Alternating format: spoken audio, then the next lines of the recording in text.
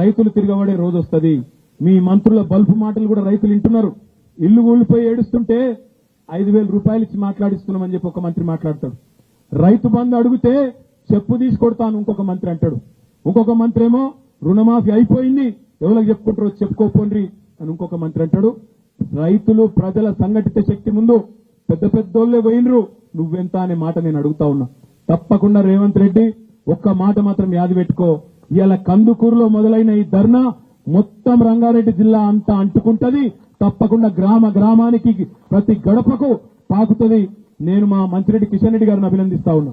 ఈ రోజు కందుకూరు స్ఫూర్తితో పండుగ తర్వాత నేను కూడా పెడతా ఇబ్రహీంపట్నంలో అన్నాడు. నేను రంగారెడ్డి జిల్లా మిగతా నాయకత్వాన్ని కూడా కోరుతా ఉన్నా. దయచేసి మీరు కూడా మీ నియోజకవర్గాల్లో పరిగి కావచ్చు, కొడంగల్ కావచ్చు, వికారాబాద్ కావచ్చు, అదేవిధంగా షాద్నగర్ కావచ్చు, మరో నియోజకవర్గం కావచ్చు, తప్పకుండా మీ నియోజకవర్గాల్లో కూడా ఇదే రకమైన కార్యక్రమాలు మొదలు పెట్టండి. రైతులను ఇప్పటి నుంచే మనం ఖచ్చితంగా వాళ్ళని ఎప్పటికప్పుడు మోటివేట్ చేయాలి. ప్రభుత్వం మీద నిరంతరం ఒత్తిడి పెంచాలి.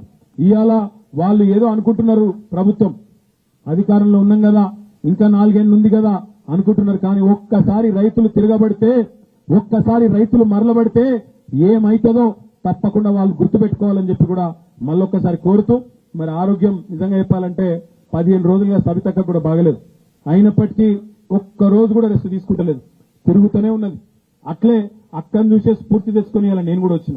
దానికి నాకు కూడా బాగలేకుండే, అయినా రైతు ధర్నా కాబట్టి మరి 15 రోజులు అక్కనే తిరుగుతున్నప్పుడు నేను కూడా తిరగాలి, తప్పకుండా రైతులకు అండగా ఉండాలనే ఉద్దేశంతో ఇక్కడికి వచ్చిన. మరి ఈ కార్యక్రమాన్ని విజయవంతం చేసిన ప్రతి ఒక్కరికి పేరు పేరున హృదయపూర్వకంగా ధన్యవాదాలు తెలియజేస్తూ జై తెలంగాణ.